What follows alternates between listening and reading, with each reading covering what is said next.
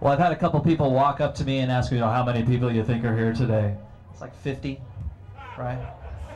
That's what they're reporting. Whoa! Pick up Old Glory, please. We don't want that thing. We don't have to burn that. Someone told me there's close to 2,000 people here today. That is great. Thank you very much. Is Charlene Beebe here?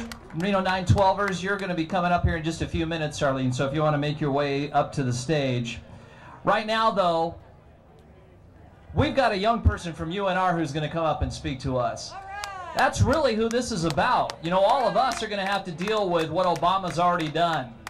But 20 years from now, we don't want the bill bigger. And so this is one of the people we're out here talking about. Please welcome Mr. Barry Belmont from the UNR Students of Liberty.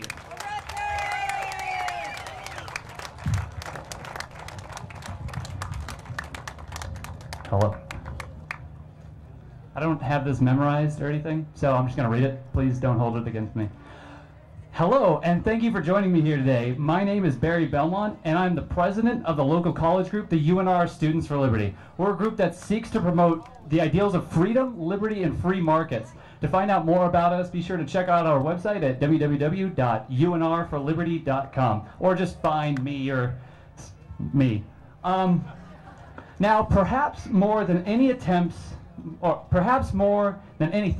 attempts are made to placate people like us, to pacify us, to mollify groups which we freely associate, to appease and to please all our well-meaning deeds, seem to all go up in smoke.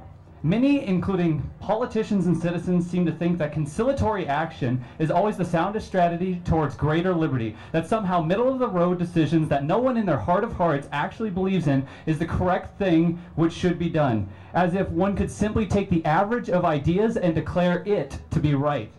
The placation of your taxes in action is used by many people, probably even a few of you in attendance, as an offhand rationalization both for the ability and inefficacy of government. It is used when pointing out roads and national parks, but also videos of police brutality, and whenever we read a story about a politician engaged in illicit, most likely extramarital affairs. Taken in the name of bettering the situation of everybody and reconciled with the notion that it accomplishes this laudable, if not necessarily justified goal, taxes are when one group of people, we call them the state, decides to take from another set of people in the name of giving both to themselves and yet to another group, and possibly even to the first group.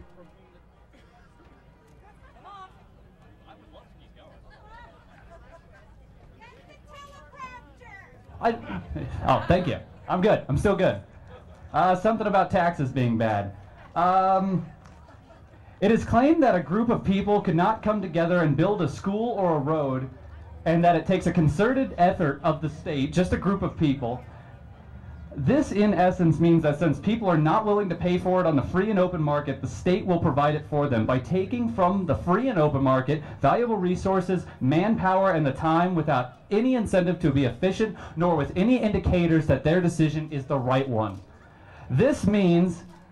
What this means is that since people are not willing to pay for it on the free and open market, and no people are willing to sell for it, that no one really even wants one thing in any meaningful sense. That's why you don't see space shuttles, egg beaters that play only to the preludes of Chopin, or chopsticks that turn into golf clubs on the free market. But this does not appear to be true of anything the state provides. Even without the state, I'd be willing to bet that the vast majority of us would like schools and roads, and thus there would be a market for it.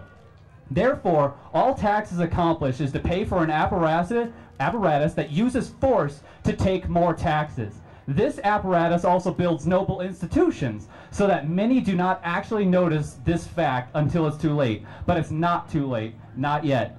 This is why I can no longer allow the evil of taxes to hide behind the everyday banality that we ascribe to them. They are not just a mild inconvenience. They are not just a little off the top to help out the less fortunate. They are not just club dues that help build awesome clubhouses. And they are not just a small tithing that we pay to the greater glory of the great and glorious state. They are theft.